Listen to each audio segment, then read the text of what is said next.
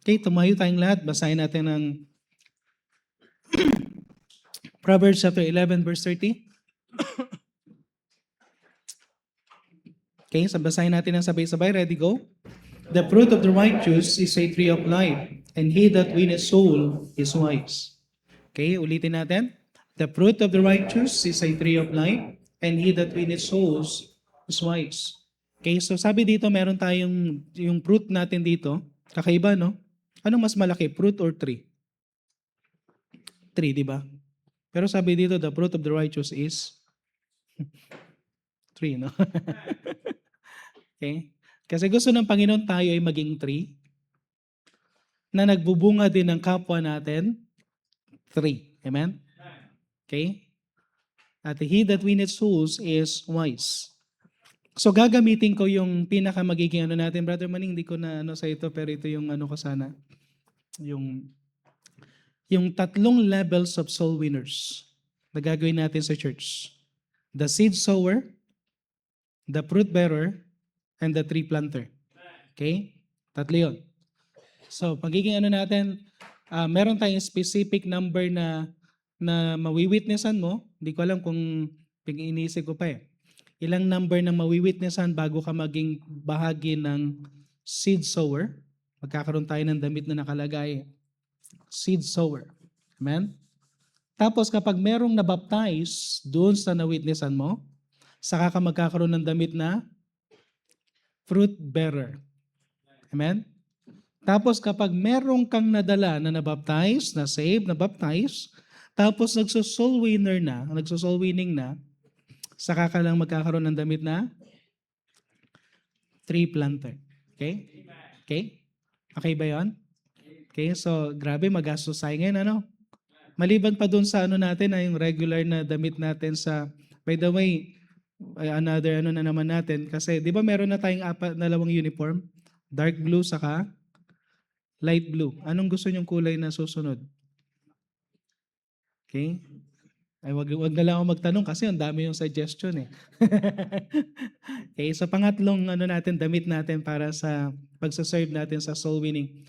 Pero magkakaroon lang ng damit na yung may tatak ng Laloma Baptist Church. Ano yung requirements natin? Para magkaroon ka ng damit na Laloma Baptist Church, dapat meron kang ministry. So kapag hindi ka nakalista doon sa ministry portfolio natin, okay, meron na tayong naman, di ba? Nasa atin yung list ng nasa ano, yung mga may ano. So make sure as a member ng Laloma Baptist Church, maghanap kayo ng ministry sa church. Now, Pastor, wala akong nakitang ministry doon na ano eh. Pero may naisip akong pwede kong maging ministry. Sabihin nyo sa akin. Malay nyo, meron pang ministry doon na hindi ko pa alam. Okay, ang pinaka-goal ko lang dito is lahat tayo, every member must be a minister. Okay, so dapat nagmi-minister tayo. Okay? Sige, so tayo muna yung manalangin. Ang message natin ngayon is levels of soul winning or levels of soul winners, Brad. Levels of soul winners yan. Kasi ano yan eh, yung gusto ko yung tawag dito, yung category ng mga soul winners natin. Okay, so tayo muna yung manalangin. Let's pray. Heavenly Father, muli po Panginoon, kami po ay dumudulog sa inyong trono. Nagpapasalamat po muli kami Panginoon for the privilege and grace na pinagkaloob niyo po sa amin Panginoon para magkaroon ng kalakasan ng katawan, ng patuloy na pagpapala na meron po kami Panginoon na pinagkakalob niyo po. At ganoon din po for the opportunity to worship you and to be challenged of your word. I pray, Panginoon, through your Holy Spirit, kayo pang mag-work sa akin. Bigyan niyo po ako ng kalakasan, Panginoon, at ganoon din po, out of my weak, Panginoon, body, I pray na kayo po ang magbigay din po ng kalakasan sa akin. At ganoon din po sa lahat ng makakapagkinig. Dalayan ko po na ito po ay maging challenge po sa bawat isa. And I pray na kayo po ang mag-convict through your Holy Spirit. In Jesus I pray. Amen. Medyo nagre-ring ng konti. Okay, so levels of soul winners. In Christian maturity, makikita natin na merong 4 levels ng Christian maturity. At ang gusto ng Panginoon, hindi tayo manatili sa first level lang ng Christian maturity. 1 Peter chapter 2 verse 2, ang sabi diyan sa may 1 Peter chapter 2 verse 2, meron tayong tinatawag na babes in Christ. As a newborn, babes desire the sincere milk of the word that ye may grow thereby. Okay, so ang first spiritual level ng isang sa Christian life is yung tinatawag natin na newborn babes. Ito yung mga bagong mananampalataya, ito yung mga bagong saved. Ito yung mga bago pa lang natin na nadala sa Panginoon. And of course, hindi natin sila in-expect na magkaroon sila ng understanding ng mas matindi sa Word of God, but at least they could have a sincere milk of the Word. That's why yung word na sincere milk of the Word, yan yung mga discipleship lessons. Kaya yun yung mga basic lessons na dapat matutunan ng isang newborn babes, bagong mananampalataya. Pagkatapos ng newborn babes, sa 1 John chapter 2 verse 13, dito natin makikita yung tatlong level pa. Okay? So ayaw ng Panginoon na manatili ka lang na baby. Amen? Sino sa inyo gusto nyo malaki na yung anak nyo pero may tsupon pa rin? No? Bonjing. Ayaw natin ng ganon. Pero sabi dito sa may 1 John chapter 2 verse 13, I write unto you, fathers, because ye have known him that is from the beginning. I write unto you, young men, because ye have overcome the wicked. I write to you, little children, because ye have known the Father. So makikita natin na from a newborn babe, meron tinutukoy na children. Yung child. Ibig sabihin, gusto ng Panginoon na kapag ikaw ay bagong maligtas, hindi ka manatiling baby, kundi ikaw ay lumago. It means, dati hindi mo kayang maglakad mag-isa, ngayon kaya mo na maglakad mag-isa. Dati hindi mo kayang kunin ang isang mga bagay, kung hindi ka makapagsalita, ngayon nakakapagsalita ka na. It means, meron ka ng in some way, hindi dependent ka pa rin sa ano mo, pero makikita natin na meron ka ng natutunan. Okay? Then later on, you will become young men in Christian life. Ang young men dito is they are overcomers. They overcome the wicked one. Ibig sabihin, nagmamature ka, meron ka ng mga pinagtatagumpayan. Marami sa ating mga members sa church, yung mga newborn babe, hanggang dun lang sa children. Kuminsan ayaw kasi nilang mag-overcome. Ayaw nilang mag-try ng something. If you're just a member na umatin palagi sa church na wala kang ginagawa, nandun ka lang sa category ng children. Okay? Ibang-iba yung nandun ka sa category ng young men. Ang category ng young men, ano yung young men? You're overcomers. Meron ka ng ginagawa spiritually. Meron ka ng mga bagay na pinagtatagumpayan. May mga bagay ka na may ministry ka na ginagawa for the Lord. Kasi ang young men, ang pinakaano ng young men is their strength. Meron silang kakayanan na mag-serve. Nandiyan kaya nga, sa church madalas, ang pinakaano natin yung mga young people Pero spiritually speaking, dapat ganun tayo yung meron tayong strength to do something. Okay? We want to overcome something in our life. Ma-overcome natin yung selfishness, ma-overcome natin yung gusto lang natin na gawin is yung bang maayos lang na maging convenient ka lang. Okay? But of course, gusto rin natin maging fathers. Ang unang fathers, ito na yung mga hindi lang sila overcomers but they have a greater knowledge about God. Meron na silang experience, meron na silang wisdom. Okay? Mga tao ito na magandang mag-multiply because they have a lot of things to give to a younger generation. Sila yung pwedeng mag-mold ng mga young men. Sila yung pwedeng mag-mold ng mga children. Sila yung pwedeng gumabay sa mga babe in Christ. So, ganun din sa spirit sa soul winners. Desire natin na sa mga soul winners na mag-grow tayo. Na hindi lang tayo maging nandun sa pinaka-least na level, but rather gusto natin mag-grow. Okay? Kaya nga sa Christian life, dapat i-desire nyo to. Bago tayo pumasok dito sa may levels of soul winners, dinidesire mo ba na someday maging as a newborn, kay ikaw na bagong ligtas? Gusto mo ba na magkaroon ka ng knowledge someday na little children na? Okay? Pastor, ano yung mga little children? Yung kaya na bang buklatin kung nasaan yung Matthew, ganon. Kaya hindi mo na kailangan subukan, no? Kaya na nilang, in some way, meron na silang ginagawa sa church na kahit na mga simple things.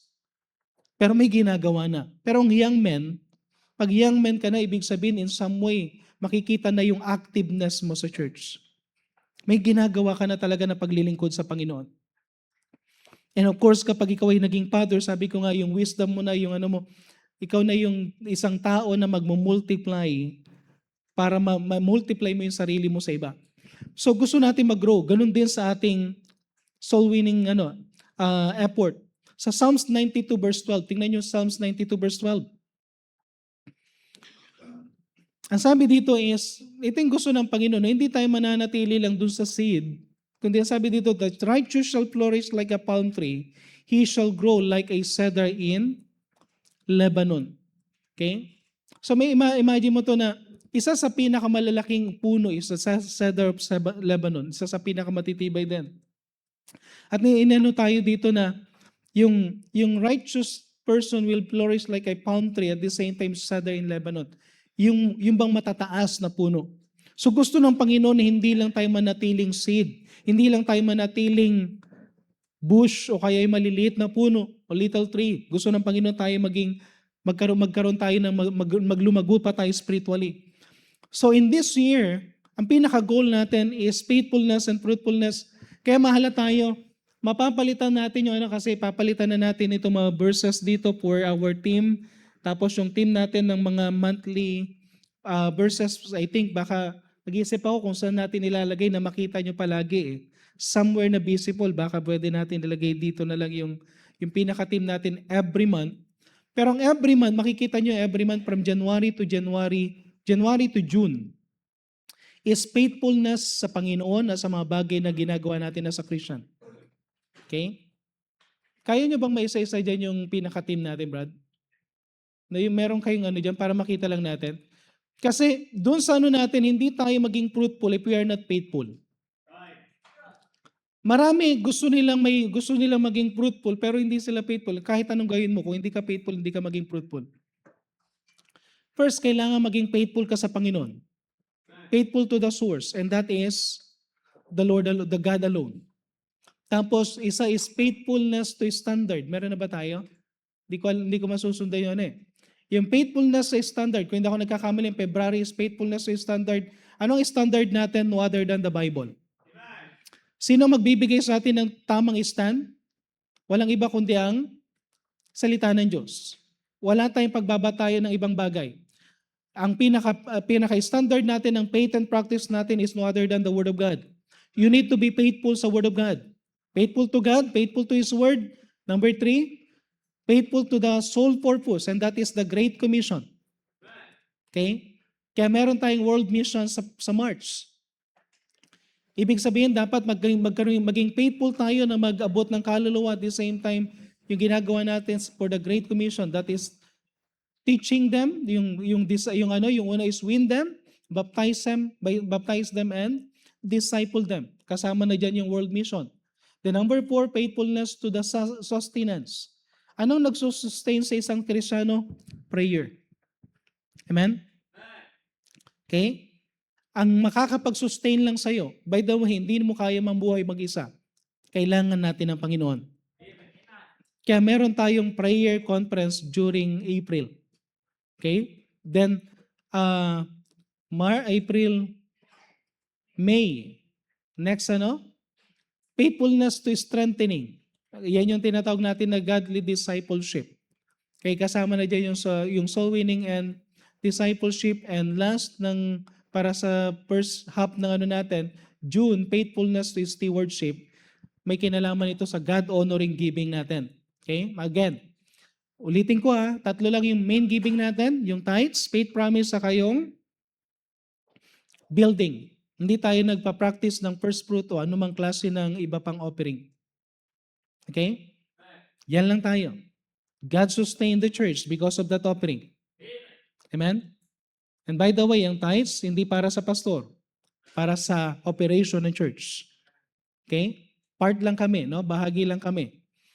Yung natin is 1/5 lang, yung bahagi ng yung staff and pastors and staff ng church. And by the way, we are not serving because of money. Amen? Okay? So yun ang pinaka natin sa mga workers natin. Next, sa July, etong July hanggang December, nakatuon tayo sa fruitfulness. So, mga crowns ito, no? So, someday gusto ko na pagpupunta tayo sa langit, meron kayong crown of rejoicing. That is the crown for soul winners. So, pag nag-soul winning tayo, magbibigay kayo ng tracts, nag-share kayo ng gospel, nag-invite kayo ng tao sa church, tapos may nawi-witnessan na naliligtas, magkakaroon tayo ng tinatawag na crown of rejoicing. Then, next is fruitfulness in shepherding, the crown of glory, that is the crown of teaching. By the way, hindi lang ito binibigay sa pastor. Binibigay din ito sa mga nagdi-disciple. Amen? Basta nagtuturo ka, Sunday school teacher ka, nagtuturo ka ng Word of God, ikaw yung nagtuturo sa bata, pwede ka magkaroon ng crown of glory. Pero pag wala kang tinuturuan, okay? Pastor, may tinuturuan ako, tinuturuan mag-tongue-its, mali yun. Okay? Okay? Tinuturuan kung ano-anong kalokohan, hindi ano yun. Okay? Ang tinuturo dapat is kung ano yung dapat na sinasabi ng salita ng Diyos. Amen? Okay? So crown of glory. Next is the fruitfulness in steadfastness. Kapag tayo ay nanatili at nag-endure tayo sa Christian life natin, meron tayong crown of life. Amen? Uy, okay pa ba kayo? Okay? Pastor, paano ako magkaroon ng crown of life? Alam niyo yung kahit anong mangyari, nasa church ka, steadfast ka. Okay? Kahit anong mangyari, talagang gagawin pa rin yung pagiging Kristyano mo. Hindi ka mag-quit. Isa lang bagay na sinabi na mag-quit tayo. Mag-quit tayo doing nothing. Amen? Pero the rest, huwag ka mag-quit. Quit mo yung bisyo mo. Pero yung paggawa na mabuti, huwag mong i-quit yan. Just be steadfast. Then fruitfulness in service. The crown incorruptible or incorruptible crown. Sa lahat ng may ministry. Okay? Tanda natin ang ministry natin either, anong klase ng mga ministry natin o service? Bulky but not valuable. No? Katulad ng hay, stubble sa kayong wood. Malaki pero walang salbe dahil nasusunog. Mas maganda yung little but valuable. Katulad ng gold, silver, and precious stones. Okay? Ibig sabihin yung ginagawa mo na sincere sa puso mo kahit walang bumabati sa iyo. Amen? Diba may ginagawa ka, masaya ka na gumagawa ka lang kahit na hindi ka binati, kahit na hindi ka napasalamatan. Okay? By November, faithfulness and surrender. Okay? Yung crown of righteousness. Ibig sabihin, ito yung ano na yung mga tao na they desire to have a righteous life. Okay? Na gusto nilang habang inintay nilang Panginoon, inaayos nilang buhay nila. By the way, kung alam mong papalapit ng Panginoon, pagdating ng Panginoon, anong gagawin mo? Di ba ayusin mo ang buhay mo? May mga baliktad eh. Kung kailan palapit ng Panginoon, nandun na din sila sa tinatawag na apostasy. Ano yung apostasy? Lumalayo na sa katotohanan. Lumalayo na sa tama. Alam nyo, kapag naparating na ang Panginoon para magkaroon ka ng crown of righteousness, habang iniintay mo ang Panginoon, isurrender mo yung buhay mo sa tama. Amen? Then, yung December is faithfulness as servants because someday, doon sa langit, we will have a crown-casting worship. Every crown na meron ka, ito yung bagay na pwede mong ialay sa Panginoon. Lord, yung crown na binigay mo sa akin, yan lahat ay alay ko rin sa iyo. Ibig sabihin, yan yung pinaka-gift mo sa Panginoon. Yung bagay na meron naging reward mo na crown. So church, again may ginagawa tayong ganito because I want you to be, someday, pagdating doon sa langit, gusto ko magkaroon kayo ng crowns. Amen? Okay, magsabi na, Pastor, ginagawa mo namang lahat ng member, ginagawa mo ng staff eh. Hindi. Ginagawa ko lang kayong servant. Amen? Okay? Servant ng Panginoon. Okay, so, number 1, tingnan natin ito, no? Ay, Brad, wala muna tayong Sunday school. Unified muna. Pwede mo muna kunin yan. Para hindi mo ma-distribute sa iba. Sa next Sunday. Okay? So, seed sower. Number 1 is seed sower. The first level of soul winning is seed sower. Okay, so balik na tayo dito sa may message natin, no? Yung first level is seed sower, Matthew chapter 13, verse 3. And he spake many things unto the disciple, to them in parables, saying, Behold, the sower went forth to sow. Okay, yung parable of the sower. And when he sowed, some seeds fell by the wayside, and the fowls came and devoured them up, and some fell upon the stony places where they had not much earth, for with they sprang up because they had no deepness of earth. When the sun was up, they were scorched, and because they had no root, they withered away. And some fell among the thorns, and the thorns sprang up and choked them, but other fell on the good ground and brought forth fruit, some 100-fold, some 60-fold, some 30-fold. So makita natin dito, yung sower. Ang pinakatrabaho ng sower, yung seed sower is to sow, to scatter the seed everywhere. Okay? Tandaan nyo to, no? Pag tayo ay seed sower, mag-scatter lang tayo. Saan tayo mag-scatter? Everywhere. Makita nyo dito sa may parable, the sower does not choose where the seeds deserves to go. He just simply sow. He just simply scatter. May mga iba na napunta dun sa wayside. May mga iba na napunta dun sa mga stony. May napunta dun sa mga thorny. May napunta dun sa good ground. Okay? Ibig sabihin ganito, pag nag-witness tayo, huwag niyong piliin kung sino wi-witnessan. Okay? Sinong wi-witnessan natin? Yung mukhang mabait. Okay? Alam niyo ba na kuminsan, kung sino pa yung mukhang mabait, akala niyo mukha lang mabait, pero hindi talaga. Kung sino pa nga yung siga kuminsan, siya pa yung iiyak kapag nagpipray. Amen? Kaya yung pagsuso natin, ganito lang, no? In other words, dito sa parable, makikita natin dito, because the seed is the word of God, ang pinakagawain lang natin is just to simply sow. Hindi natin alam kung tutubo yan. Hindi natin alam kung yan ay mananatili sa Kanya. Hindi natin alam kung someday, kung gaano katagal yan tutubo sa isang tao. But sa seed sower, ang pinaka-goal natin is just to sow the seed. Okay? Itanim mo lang. Itanim mo lang yung seed of the gospel. Kasi wala tayong pwedeng, by the way, kung meron kayong loved ones, kung may loved ones kayo na hindi pa saved, huwag nyo silang tirahin sa kasalanan nila. Huwag nyo silang tirahin sa tradisyon nila. I-share nyo muna yung gospel. Nakuha nyo? Ang kailangan natin i-share is kung paano sila maligtas. 1 John chapter 5 verse 13. Tingnan yung sinabi dito sa may 1 John chapter 5 verse 13. 1 John chapter 5 verse 13. Kaya sabi niya sa may 1 John chapter 5 verse 13, ano bang pinaka-purpose ng Bible? These things have I written unto you that believe on the name of the Son of God, that ye may know that ye have eternal life, and that ye may believe on the name of the Son of God. Yan ang pinaka-purpose bakit sinulat ang Bible. Para ituro natin sa kanila kung paanong sila manampalataya sa pangalan ng anak ng Diyos para malaman nila kung paano sila magkaroon ng buhay na walang hanggan. Amen? Okay. Huwag nyo muna silang kasi katulad nito, no? Subukan nyo ito especially sa province. Subukan nyo sa province, pagdating mo doon sa wini-witnessan mo, nakita mo yung Diyos-Diyosan niya. Ang lalaki ko minsan ng Diyos-Diyosan. Sino sa inyo nakapasok ng mga bahay na yung Diyos-Diyosan is life size? Yung talagang yung tao talaga, 5 foot talaga yung makikita nyo nandun sa hagdan. Di ba? Di ba? Sa amin, sa lolo ko pa lang, dami nun eh. Ngayon, sabihin mo kaagad sa kanya, hindi totoong Diyos yan. Dapat yan, dinudurog. Ewan ko lang kung makalabas ka pa ng buhay. Nakuha niya ibig sabihin? Hindi niya muna sila matuturuan patungkol sa Diyos-Diyosan dahil hindi pa sila saved. Pag may pumunta dito sa church na lalaki na nakabistida, amen? Halimbawa, may pumunta dito lalaki nakabistida. Parang si Mark dati. Naalala niyo si Mark? Sino ba may kilala kay Mark dati? Yung isang young people natin sa Ang unang-una ko nakita si Mark, kala ko babae. Okay? Tapos later on, nagpagupit. Amen?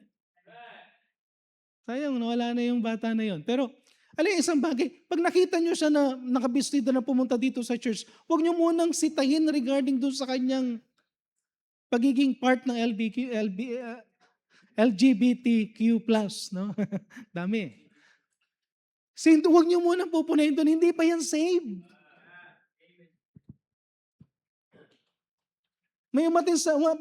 Kapag may umatin na maraming tato, huwag nyo muna, hindi pa save yan. Ang first thing na kailangan natin gawin is to sow the seed of the gospel. Witnessan mo muna yan. I-share mo muna. Okay? Kasi once na na-save yan, hindi mo kailangan pilitin yan. Si Pastor Rory Merce, isa sa pinaka-good example. Ang sabi niya nga, hindi siya na-save sa church, hindi siya na-save sa isang soul winning. Na-save siya sa funeral service. Kasi walang nagwi-witness. Nung nandun siya sa funeral service, narinig niya kung paano tanggapin ng Panginoon. Tinanggap niya ang Panginoon, and that time, nang tinanggap niya ang Panginoon, nung nangyari, chinage siya ng Panginoon. Siya mismo nagpagupit, nagmukha siyang tomboy. Di ba yung testimony niya, itsura niya kasi dahil uminom siya ng gamot. Pero later on, bumalik siya nang nawala na yung epekto ng gamot, nakita natin, nakita mo siya na pero ginamit siya ng Panginoon, kaya lang hindi siya tumagal sa kanyang buhay na tawag dito yung kanyang physical life dahil sa sakit. But at least nakita niyo yung changes. Ang kailangan lang natin is itanim. Okay? The Word of God, yung gospel itself, merong buhay. Hebrews chapter 4 verse 12. For the Word of God is quick and powerful and sharper than any other sword, piercing even to the dividing asunder of the soul and spirit and the joints and marrow, and is a discerner of the thoughts and intents of the heart. Hindi mo kailangan yan. Sabihin mo lang yung Word of God. O hindi mo kailangan maging magaling magsalita para gamitin ka ng Panginoon. Just say the Word of God. I-share mo lang yung Word of God. And by the way, every time na nasi-share ang Word of God, it will accomplish what is purpose. Isaiah chapter 55 verse 11. Isaiah chapter 55 verse 11, so shall my word be it that goeth forth out of my mouth, it shall not return unto me void, but it shall accomplish that which I please, and it shall prosper in the thing whereunto I sent it. Ang sabi sa Bible, makikita natin dito na yung Word of God, once we preach, once we teach, once we share, may nangyayari. Amen? Kaya nga yung okay, daanan ko lang yung sinabi ni Brother Mark yung pangkahapon ng last missions, last natin, soul winning and discipleship emphasis sa mga members, kasi maraming mga members hindi naka-attend. Paano ka magsimula na maging seed sower? Okay? Paano magsimula mag-seed sower? First, go with soul winners. Sumama ka lang, mag-observe ka lang, just observe. Wala kang ibang gagawin. Hindi ka mag-share, ganun lang. Susunod-sunod ka lang. Titignan mo lang kung ano yung ginagawa nila. Makinig ka lang. Malay mo, masave ka. Amen? may mga iba sumama sa soul winning, sila lang na-save. Pwede yun. Okay? Or, at least kapag nakikinig ka, nakakakuha ka ng idea, sige lang. Then, sumunod, sabi niya, give out gospel tracts, even no words to tell. Wala kang sasabihin, magbibigay ka lang. No? Nakakahiya ba yun? Kung hindi niya tanggapin, di wag. Amen? Diyan sa ginagawa natin sa sementeryo, bigay tayo ng bigay. Sometimes nakakapagbigay tayo ng around 200 to 300,000 tracts. Kasi merong literal ng 1 million na pumupunta dyan. Pero kahit wala kang words na sasabihin, just give out tracts. Kasi may na-save, si Pastor Raul Lupiban na-save because of gospel tracts. November 2. Okay? Nandito sila si Sir Mylene because of gospel tracts. Si missionary Rad Keng na-save because of gospel tracts na nilagay din sa parmasya, I think, store nila. Okay? Yung si Brother LC Pimentel na-save because of gospel tract. Yung August 31, 2014 na dapat death certificate, naging birth certificate. Amen? Magpapakamatay na pero na-save because of the gospel tract. Okay? Then number 3, anong gagawin mo? So, pag nagagawa mo na yan, then several days, several weeks, give out tracts, say some few words. Sasabihin mo yung few words na pwede mo sabihin na mula ito sa salita ng Diyos. Ito ang magtuturo sa inyo kung paano nyo makilala ang Panginoon sa Kristo para magkaroon ng buhay na walang hanggan. Kahit na ganun lang. Simple words. Pwede ka na maging seed sower sa ganyan. Number 4, kung gusto mo mag-level up, then share your testimony. Okay? Share your salvation testimony pala, ha? Kasi baka kung anong testimony i-share mo eh. Okay? Ang testimony ng paano ka na-save. No? Kaya maganda yan. Isulat mo. Di ba pinasulat sa atin dati ni Pastor Toquero yung salvation story natin? Why? Si Apostle Paul, sinabi niya yung kanyang testimony, salvation testimony, twice. Acts chapter 22 and 26. Okay? Next, share the gospel. No, ang pinakamaganda niyan habang pag-aralan mo yung gospel tracts natin, yung Ten Commandments sa gospel tracts natin, yung poor diyan, tawag dito yung points natin kung paano natin share ang gospel, then mag-share ka na. Okay? The number 6, ang pinaka rin natin dito is not just to share the gospel, but later on, i-lead mo na yung tao na wini-witnessan mo in sinners, prayer. And number 7, para hindi mawala sa'yo, do it consistently. Amen? Ibig sabihin, paulit-ulit na yan. Maging practice mo na yan. Ibigay mo na yan, maging practice. Gawin mo na yan palagi. Once na ginawa mo yan, sabihin ko sa'yo, nandun ka sa seed sower na level at someday pagdating sa langit, meron ka pa ring tinatawag na crown of rejoicing. Kasi nakakapag-witness ka eh. Huwag mo ikahiya yung gospel, amen? Amen? Di ba sabi nga sa Romans 1:16, for I am not ashamed of the gospel of Christ. Okay, number 2, for the sake ng time, fruit bearer. Kasi medyo mahaba ako dito sa fruit bearer. Paano tayo magkaroon ng fruit bearer naman? So sabi ko nga, yung seed sower, ito yung nagtatanim ka pa lang, nagsishare ka pa lang ng Word of God. Ang fruit bearer, meron ka nang na-witnessan. Okay? Pero yung na-witnessan mo, dapat mag-remain. Dapat mag-stay. Okay? Dahil sabi dito, sabi sa John chapter 15 verse 8, herein is my Father glorified, that ye bear much fruit, so shall ye be my disciples. So nag-glorify ang Panginoon kapag meron tayong fruit. Okay, listen. Sino sa inyo nag-stay dito sa church dahil may nag-mentor sa inyo? May nag-disciple? Taas ang kamay. Okay? Meron ba dito nag-stay sa church na walang nag-mentor sa inyo? Walang naging blessing sa inyo na naging nagturo sa inyo? Most of us nag-stay tayo because somebody care for us. Somebody mentor us. Somebody na nag-take ng time para turuan tayo. Dahil sabi sa John chapter 15 verse 16, ye have not chosen me, but I have chosen you and ordained you that ye should go and bring forth fruit, and that your fruit should remain. That whatsoever ye shall ask of the Father in my name, He may give it you. Totoo yung illustration nung last time ni Pastor Rolando. Marami tayong nawi-witnessan. Sometimes nababaptize pa nga natin sila eh. Pero dahil hindi sila na-disciple at hindi sila lumago spiritually, madali silang mawala sa church. Madali silang mag-backslide. Madali silang kung saan-saan mapupunta. Why? Mahalaga kasi na yung salita ng Diyos na ituturo. Alam nyo, maraming tao inosente sa Bible. Marami. Akala nilang Bible para lang inspirational thing. Maraming bagay na kailangan natin matutunan sa Bible. Ang problem natin is, kung walang magtuturo, hindi nila kakayanin niya mag-isa. Babe pa lang sila, child pa lang sila. Paano sila magiging young men? Paano sila magiging father? Kung walang magtuturo sa kanila. Amen? So, fruit that remain. So, ang goal natin, our goal is not just to share the gospel, but we need to grow them. Okay? I-grow natin sila. Maturuan natin silang mag-grow sa kanilang Christian life. And by the way, maraming mga tao na ang daming tao hindi nila alam kung anong gagawin nila sa buhay nila. At ang makakatulong sa kanila, Word of God. Okay? Pwede bang isang tao na, meron ako narinig na kwento. Grabe yung nung winitnessan yung babae, at nang narinig niya yung word na alam niyang patungo na siya sa langit. No? Hindi ko alam kung narinig niyo na yung kwento na yan sa isa sa pastor natin.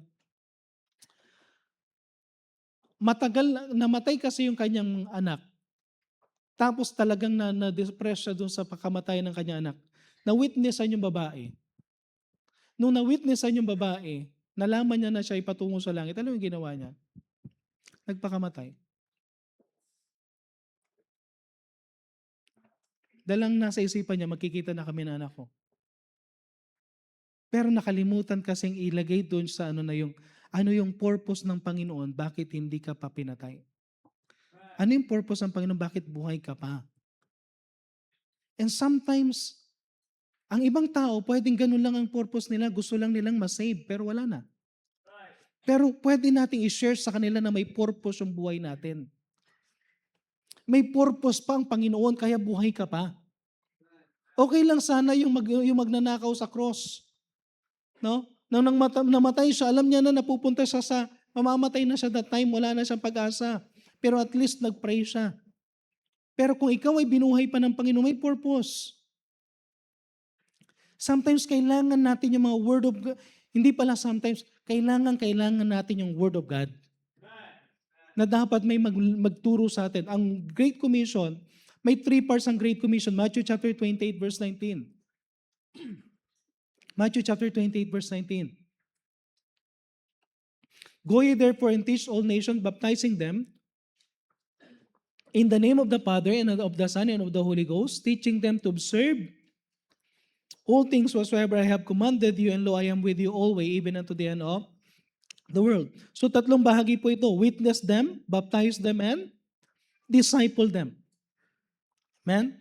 Sabi ko nga kanina, kailangan yung isang batang mananampalataya, yung na-witnessan, they are newborn babes. But ang sabi sa Bible, these are the sincere milk of the Word. Yung sincere milk of the Word is basic lessons that they need to learn para sila ay mag-grow sa kanilang spiritual life. Alam nyo, kailangan natin ang tinatawag na follow-up. Okay? Once na may na-witnessan kayo, you need to follow up. Nagustuhan ko yung Acts 15 verse 36. Kay Acts chapter 15 verse 36, paulit-ulit na sinabi ni Pastor Rolando dito. And some days after Paul said to Barnabas, let us go again. Pinuntahan nyo na yan, pero puntahan nyo ulit. Amen? Balik-balikan ulit. Amen? And visit our brethren in every city where we have preached the word of the Lord. Of course, once na na-save yan, brethren na natin yan. And see how they do. Kung ano ba yung nila. So mahalaga na pag may na-witnessan, kaya maganda eh. Pag may na-witnessan ka, by the way, paano nga, RJ, kunin mo nga yung maliit na envelope doon sa office ko na may laman na 2 lesson. Yung 2 booklet. Magkakaroon tayo ng 2 booklet, yung soul winning booklet sa yung discipleship booklet. Sa soul winning booklet, ilalagay niyo yung pangalan, yung edad, yung date kung kailan mo na-witnessan, and of course, kunin mo ang contact number saka yung address. Okay? Bakit? Para pwede mong balikan. Amen? Okay? Pwede mong balikan. Para mababalikan mo sila. At once na binalikan mo sila, you need to teach them the basic things. Anong mahalaga? Bakit tayo bumabalik sa ating convert? First, we can check their salvation. Okay? Sino sa inyo may winitnessan kayo pagdating nung binalikan nyo, hindi niya pa rin alam yung shinare nyo. Hindi niya maalala. Sometimes hindi talaga sila saved. Sometimes nakinig lang sila, pinagbigyan ka lang. Nakapagtanim ka lang ng something pero hindi pa talaga sa saved. By going back, pwede bang pakilagay doon yung number 1 to Brad? Yung we can check their salvation. Okay, una, maki-check natin yung salvation nila. Pangalawa, bilisan ko na lang, we can give them the assurance of salvation. Kinuha ko lang ito sa mga lessons, no? Inano lang natin.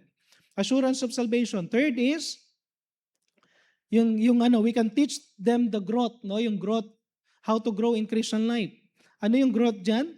Okay, letter G, go to church faithfully, read your Bible daily, obey the Lord willingly, witness to somebody weekly or daily, talk to God in prayer daily, and Holy Spirit-controlled life or Holy Spirit filling.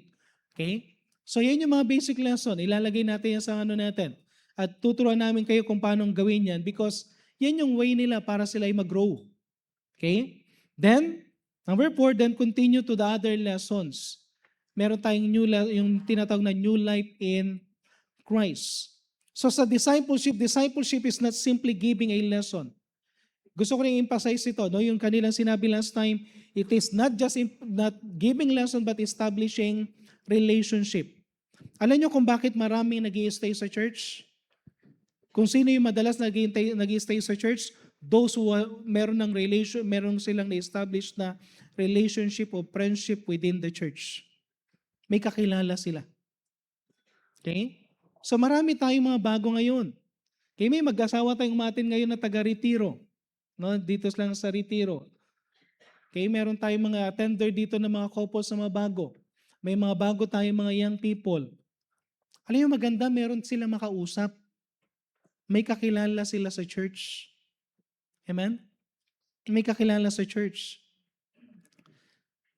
So hindi ko na to dadaanan ko lang ito ng simple pero siguro dadaanan ko na to lang sa mga susunod because of time. How the new converts stay in the church? Paano ba sila mag-stay sa church? Number one, when they were taught by, by the Word of God. Okay? So may mga verses ako nilagay na lang dyan na titingnan na lang natin sa susunod. Pero unang-una, bakit sila nag-stay? Because they were taught by God's Word. Alam niyo, isang bagay, nag-grow ang isang tao kapag may natututunan siya from the Word of God. So hindi naman kailangan mong ituro. By the way, pag nagturo kayo, nag-disciple kayo, huwag niyo ituro yung buong Bible ha. Hindi pa sila Bible College.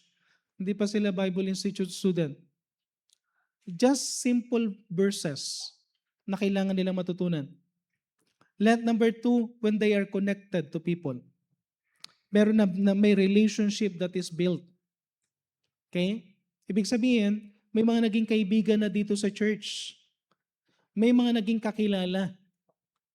Kaya mahalaga sa church, kapag pumasok tayo sa church, nakangiti. Amen? Amen? Amen? Ngiti naman kayo. Amen? No, ngiti. Okay? Kasi kailangan na eh. At itong maganda, no, kapag may mga bisita, pagkatapos ng church service, puntahan nyo kagad yung bisita, kamayan nyo. Okay? Kung may young people yan, kayo mga young people. Kung married dyan, kayo mga married. Okay? Number three, when they are followed up. Pag sila ay na-follow up na, okay? Yung binabalik-balikan, nalilesson sila, madalas nag-i-stay yan. Number four, when they were rooted in the Lord Jesus Christ. So mahalaga dito, no? Pag nagdi-disciple tayo, by the way, pag nag-disciple tayo, do not develop yung kanilang loyalty sa iyo. Dapat ang loyalty sa Panginoon. Kasi pag nawala ka na, kasi halimbawa, Bible College, bumalik ka na sa inyong church, ay sasabihin ay wala na si brother ganito, hindi na ako atin. Huh? Dapat naging loyal sa Panginoon. Okay? Number five, ito yung mga madalas na nag-i-stay when they are prayed for. Yung mga taong nalalaman nila na pinagpipraise sila. There's some people na nagpipraise sa kanila. Okay? Number six is when they are loved. Pinapakita na sila ay minamahal sila. Okay? Ano yung pangalan ng kaibigan ng member natin na blind? Si Richard. Nasa isipan ko, Patrick eh. Richard, si Brother Richard, no? Si Brother Richard nandito. Si Brother, yun nasa baba, si Cedric. Alam nyo, kahit mahirap pumunta sa church dahil sa kapansanan nila, pero kung alam nila na mayroong nagkakalinga sa kanila, pupunta yan sa church. Okay?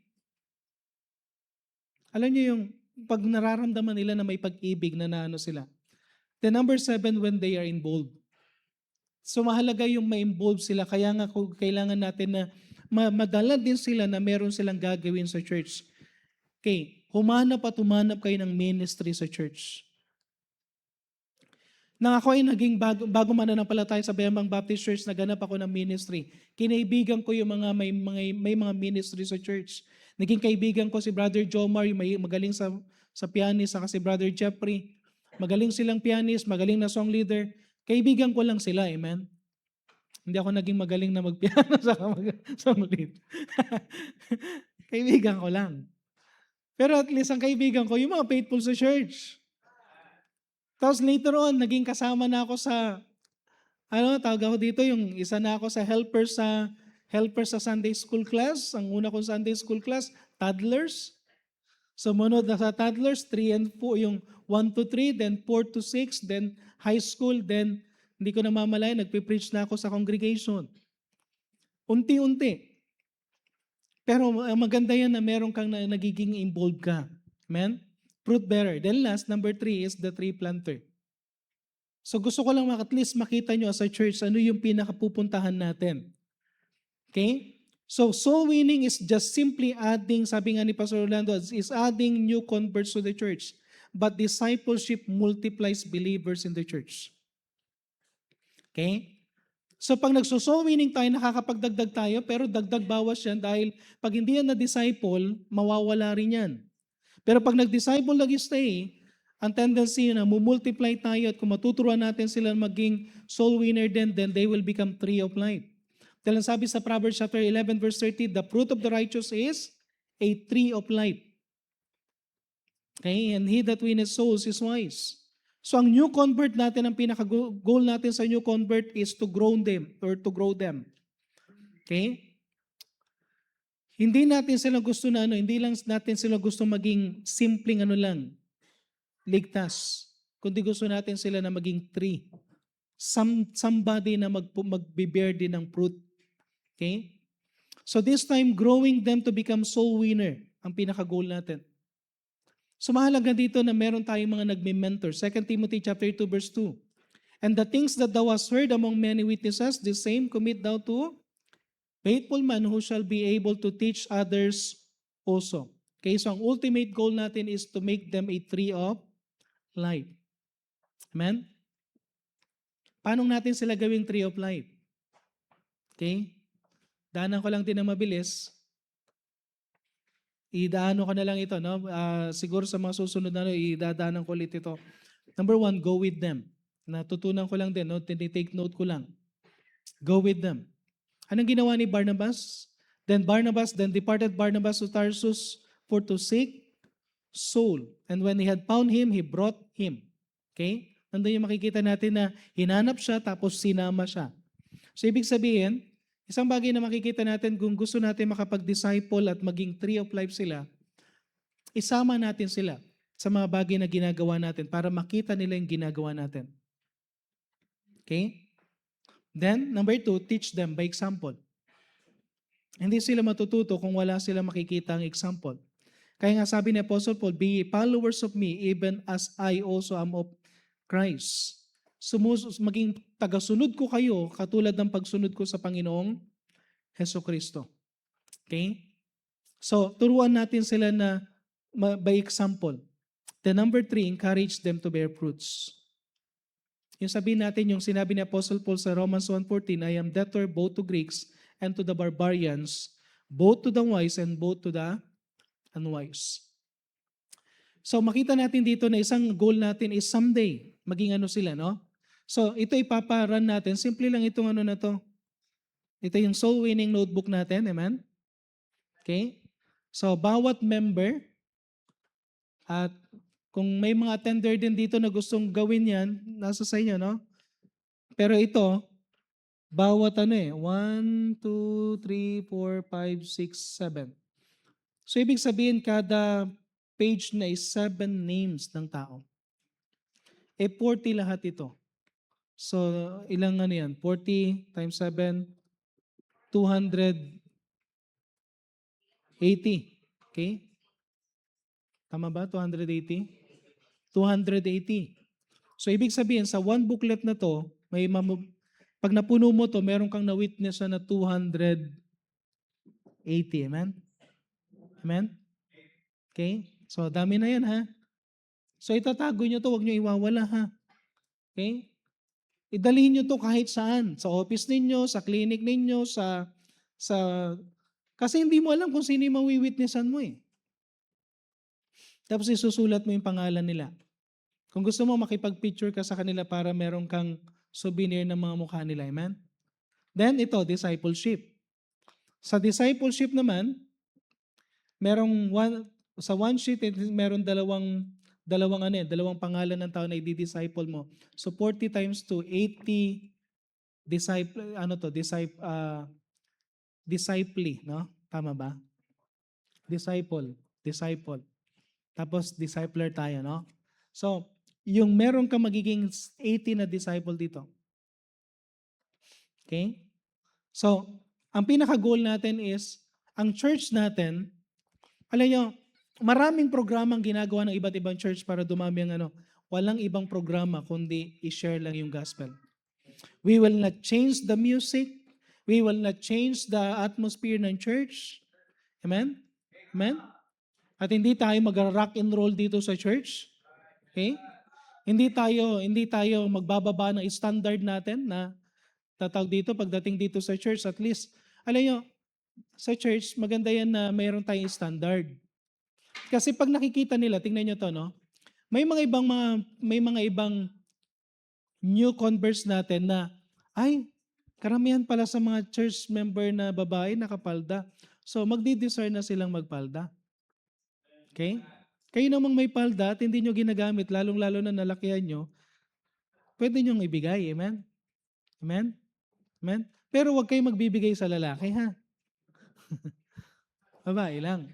Okay? Tapos sa mga kalalakihan naman, pag nakikita, gusto ko rin ganun. Gusto ko rin Ako natutuwa ako dun sa mga young men natin na sa mga ano natin na pag dito sa mga youth natin na pag may bumili ng isang barong, uy, gusto ko rin yung barong na yan. Bilihan sila ng barong, ano?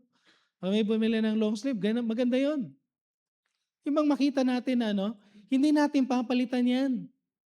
Okay? Maraming mga churches na binabago lang marami para lang makapunta yung mga tao sa church, but hindi natin papalitan yung standard natin. Ito lang ang gagawin natin, soul winning and discipleship. Ito lang. Amen? Amen? Okay? So, gagastos tayo dito, church, ha? Huwag niyo iwawala, ha? Okay? Pag nawala nyo, bibilihin nyo na yung second copy. Okay lang ba yon? Pastor, nawala ako. Second copy na. Libre kapag naubos mo. Pag nawala, bibili ka na lang, ha? Para hindi naman tayo, no? Kasi ang gagawin natin, magpaparikapi tayo na magpaparikapi. Pero, grabe to, gaano katagal itong mapupuno. And by the way, ganito ha, pag nag-witness, sabihin ko lang sa inyo to, huwag niyong pupunuin ito na kukuha ka ng isang, halimbawa, 20 na tao, witnessan mo one time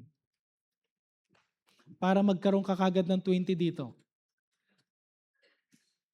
Sabihin ko lang sa inyo, ibang-iba pa rin yung one-on-one. Kasi kapag maramihan, sabi nga nung last time, pag maramihan, hindi siya nag-open up. Pag maramihan, may mga iba nakikinig, may mga iba hindi nakikinig. At tendency, dahil maingay sila, baka wala pa talagang tumanggap doon. Ibang-iba talaga yung one-on-one.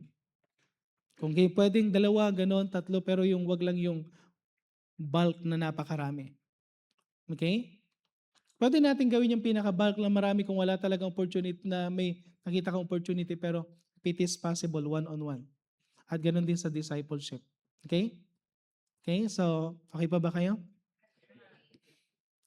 So we need to win souls.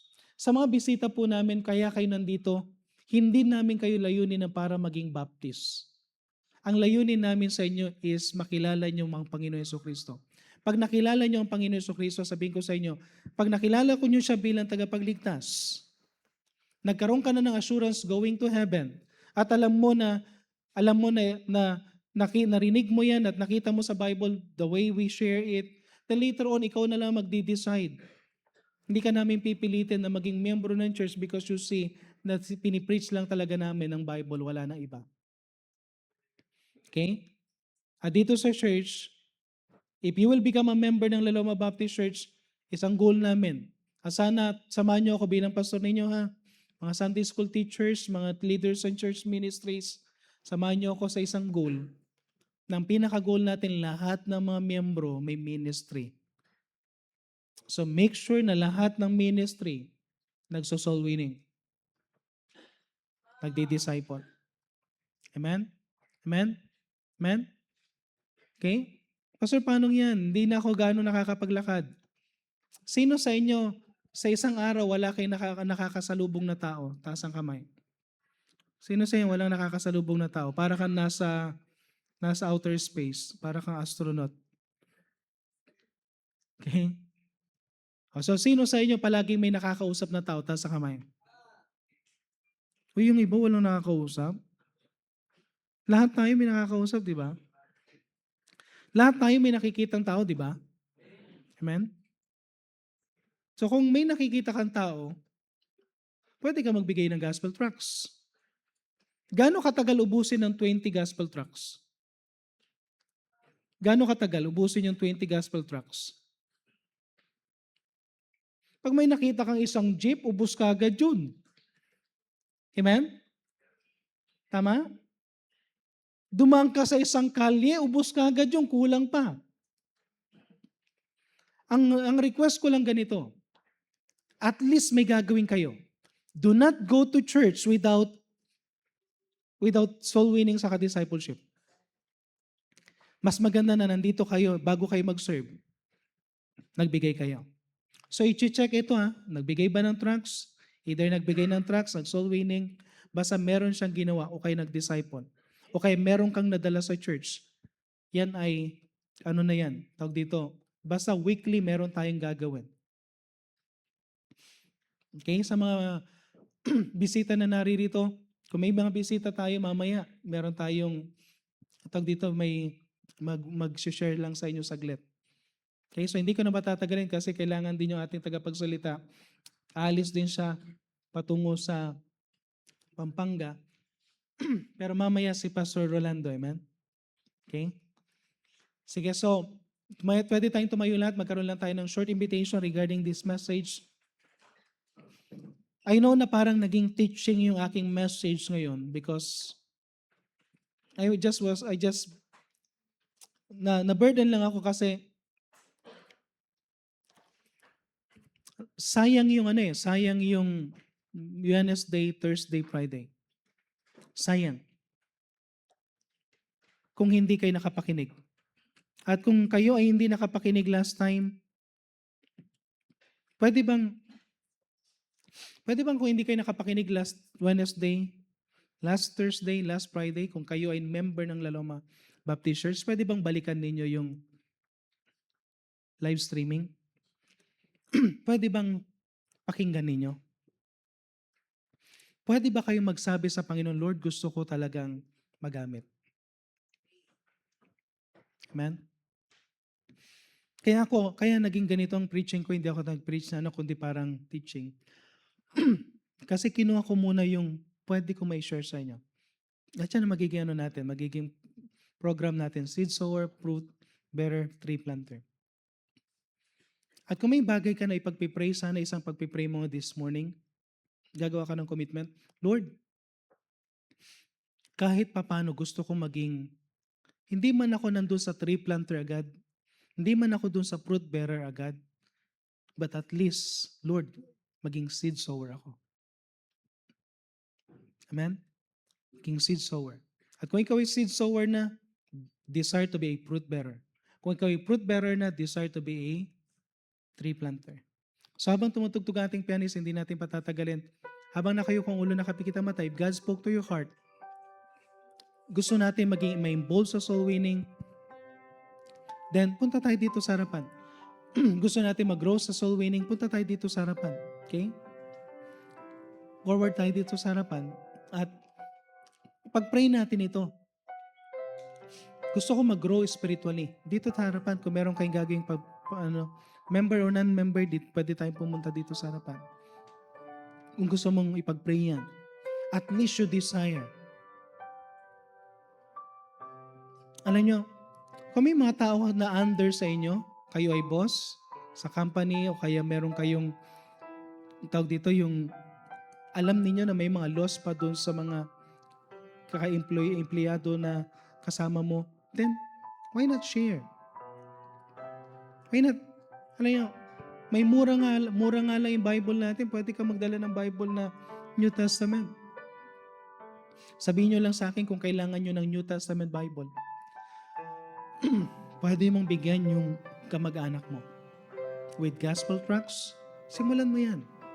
Pag-pray mo yan. Gusto mong magdala ng tao sa Panginoon, sa Panginoon, maggawin mo yan. Ngayon, kung meron mang bisita ngayon na hindi pa ligtas, taas mong kanang kamay mo, gusto namin i-share sa iyo din kung paano mo tanggapin si Jesus Christ. Meron ba sa atin? Gusto mong tanggapin si Jesus Christ bilang tagapagligtas? Pero church, Isang pakiusap ko, isang bagay na pag-pray nyo. Lahat tayo, pag nakapag-print tayo, nag-print kami ng 500 copies nito. First 500 copies. At alam ko na later on, kukulangin tayo. Pero, I pray na pag natanggap nyo to, i-treasure nyo ito. Amen?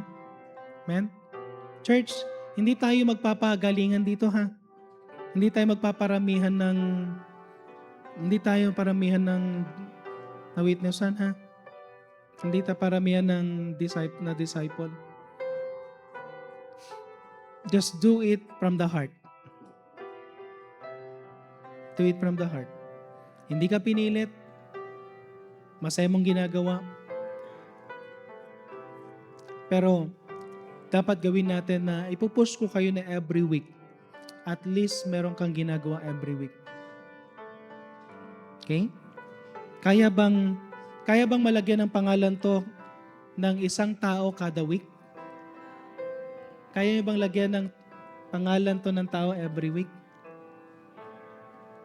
Okay? Kahit isa. Okay? Kaya nyo bang lagyan ito ng record kada week? Halimbawa, isang tao lang yung dinidisciple mo. Pero pinuntahan mo siya, nilesson mo siya ng lesson 1. Binigay mo siya ng assurance of salvation. At least na-update ka na may ginagawa ka doon sa tao na yun. Sabihin ko sa inyo, sapat na yun.